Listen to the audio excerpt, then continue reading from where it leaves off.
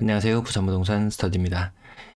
2023년 1주차 주간 브리핑 해보도록 하겠습니다. 자료가 1년치 누적되니까 볼만한 게 좀 생기기 시작하네요.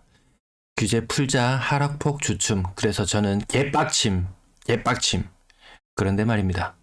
자세한 내용은 뒤에서 살펴보시고요.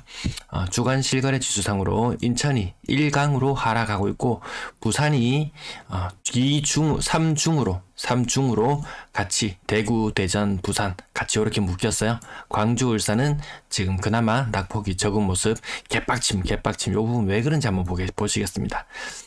먼저 6번의 대책을 내놨어요. 2022년에 하나, 둘, 셋, 넷, 다섯. 그리고 2023년에 한 번. 이게 어느 정도 수준이냐면 이명박 정부 당시에 한 18차례에 걸쳐서 규제 해제를 엄청나게 해냈는데요. 그거를 압축적으로 했다. 뭔가 후달리는 게 있다. 요런 느낌 들지 않나요? 네, 미분양 한번 늘기 시작하면 이 걷잡을 수 없이 늘어나거든요. 이것도 뭐 선제적으로 지금 하려고 하는데 그러면 그럴수록 공급은 더 늘어날 수밖에 없을 것이다. 공급이 늘어나면 어떻게 된다? 집값은 조정받을 수밖에 없을 것이다. 실타래 또 가지고 왔어요. 특례 보금자리론. 지금 여기에 자꾸 눈독을 들이는 사람들이 많아요. 시중금리보다 1% 이상 저렴한 혜택.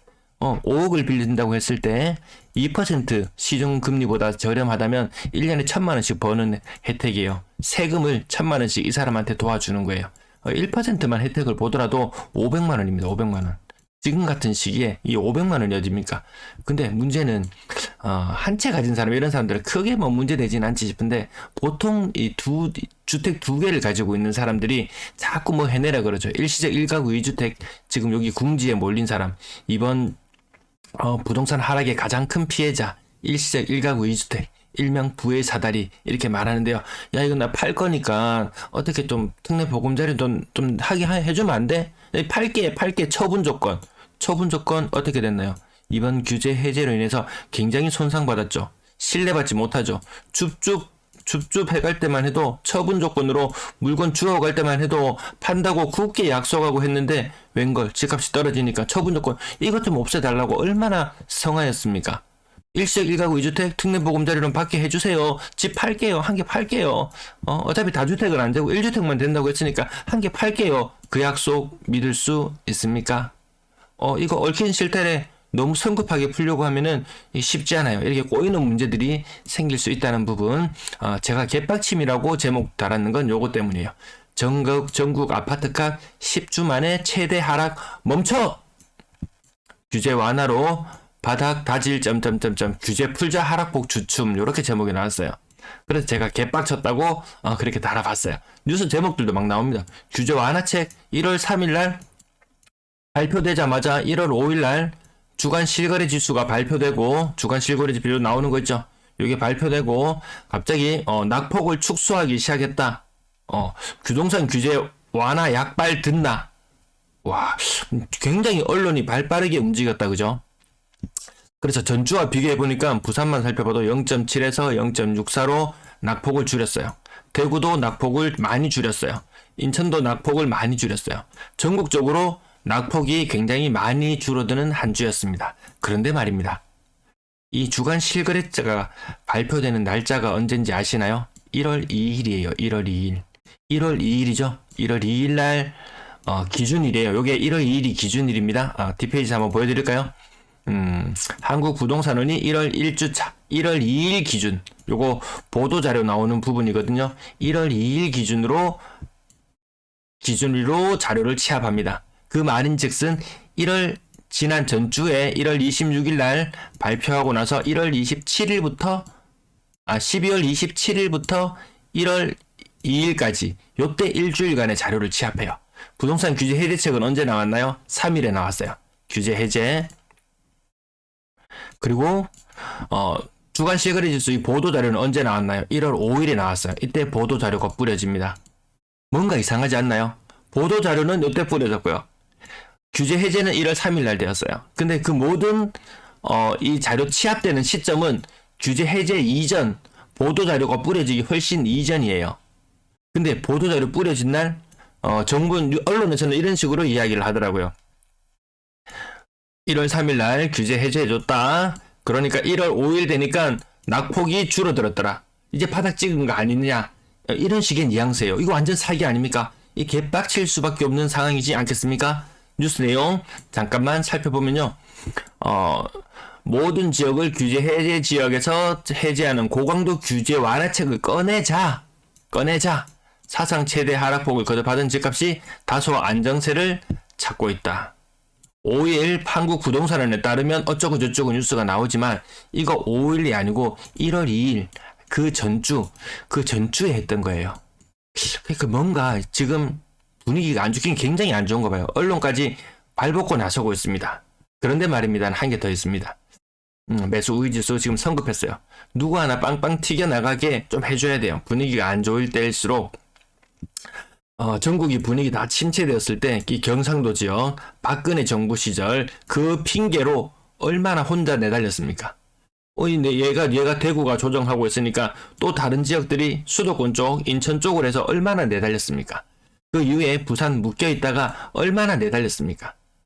내달릴 수 있는 기회를 만들어 줘야 되는데 누가 하나 좀 치고 나갈 때까지 참지도 못해요. 정부는 참지도 못합니다. 규제 해제책 6방 빵빵빵빵빵빵. 근데 이것이 과거 이명박 정권 때 10번 이상 규제 해제했던 것을 아주 압축적으로 풀어냈음에도 불구하고 반등의 기미가 없더라. 매수 우위지수 40 이하 빙하기예요. 막 올랐다고 이야기해요. 전주 대비 매수 우위지수 올랐는 곳 4군데. 5에서 11, 9에서 16, 오른 지역들은 6에서 11, 오른 지역들은 제법 크게 올랐는 태가 좀 나긴 나요. 그래봐야 이거 도토리 키재기입니다. 40 이하 이미 빙하기로 접어들었고요. 이 분위기는 60 이상까지 치고 올라가야 되는데 어림도 없더라. 모두 다 20 아래에 있는데 지금 이 분위기로 어림도 없습니다. 기간 조정 거쳐야만 가능합니다. 자, 다시 가지고 왔는데요. 1월 2일자. 이거 아주 선명하게 날짜 1월 2일자입니다. 자, 부산 지역이나 대전이나 낙폭이 비슷했죠. 대구까지.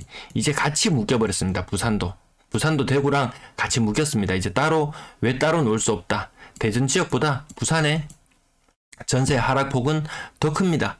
와, 어쩌다가 세상이 이래 됐는지. 자, 주간 신고가 비율 나타났는데요. 1년 전 이맘때 22년 1주차의 자료를 볼 수 있습니다. 그때 당시 신고가 비율 23%였습니다. 23%도 크게 의미 있는 숫자는 아니에요. 근데 이번 1월달은 신고가 비율이 6%예요. 20% 이하는 의미 없습니다. 20% 이하는. 대구 지금 완전히 바닥을 기고 있는데 대구는 지금 2%예요. 1년 전에 10%가 넘었거든요. 1년 전 오늘과 그리고 오늘의 이 온도 차이는 굉장히 심하다는 것 느낄 수 있을 것 같습니다. 주간 거래량도 보시면요. 부산 지역 1년 전 이날 307건. 이때 얼마나 끔찍한 일이 일어났나요? 1월달 거래량 완전 암울했었거든요. 그러면서 본격적인 거래량 하락이 나타났었죠. 지금은 그때 절반밖에 안 됩니다. 1년 전 그날의 절반밖에 안 돼요. 대구도 거래량 170건에서 133건 수준으로 줄어들었어요. 이때 23년 1월 1주차 제가 제목은 오만산 규제 해제라고 붙여봤어요. 큰 변화가 없더라. 규제 해제를 해도. 매매 거래량 살펴보시면 모두가 바닥을 기고 있고요. 이 바닥을 탈피하려면은 많이 올라가야 된다. 거래량이 많이 살아나야 된다. 이 기준선 제가 여기 9,000 무렵에 선을 그어놨는데요. 부산의 현재 거래량 수준은 2,400. 부산 빨간불 들어온 지 오래됐어요.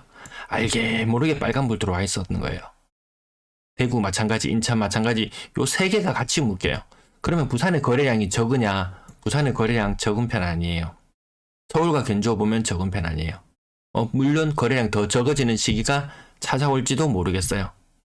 전세 거래량 전국적으로 다 좀 이렇게 줄어드는 형국. 물량은 굉장한데 비해서 물량은 작년 연초 대비 거의 2배씩 늘어나는 형국인데요. 거래량은 작년의 거래량에도 미치지 못해요. 전세 거래량 부산 조금 좋아 보인다고 했죠. 이거 임대아파트 부영 사랑으로 임대아파트 빨이었죠. 대구 분위기 안 좋아요. 임대인들 돈 안 돌려준다고 지금 쌩 난립니다. 광주, 울산, 광주도 지금 점점 빨간불이 들어오는 게 상태가 좀 안 좋아지죠. 자, 다음으로 매물인데요. 뭔가 살짝 이상하지 않나요? 지난주 대비 이 끝이 살짝 들렸어요. 부산도 그렇고 대구도 그렇고 인천도 그렇고 광주도 그렇고 끝부분 매물이 규제 해제했으면 매물이 확 감소를 했어야 될 것 같은데 그러지 않았다라는 거예요. 그러지 않았어요. 자, 여기 조금 더 확대된 모습인데요. 1년 전 그날 대비 매물수는 거의 막 2배씩 막 이렇게 2배까지는 아니었죠. 막판에 여기서 작년 9월, 10월 넘어가면서 매물이 많이 줄어드는 추세로 갔었는데 전부 다 이상하지 않습니까? 끝부분에 가서 꼬리를 살짝 치켜들고 있습니다. 특히 대전 꼬리를 치켜들었어요. 광주 꼬리를 치켜들었어요. 다른 지역들도 오히려 매물이 늘어나는 기현상이 일어나고 있습니다. 전세 매물 살펴보시면 부산도 뭔가 꼬리를 더 치켜들었죠. 줄어드는 추세가 아니더라. 더 늘어났어요. 타 지역과 매물 격차 더 벌리고 있습니다.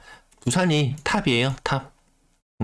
대구도 만만치 않다. 숨어있는 물량들 엄청난 입주를 하면서 이게 인천하고 대구의 입주 물량이 굉장하잖아요. 인천에 4만 개 들어가요. 부산은 한 2.5만 개 정도 되죠. 대구는 3.6만 개.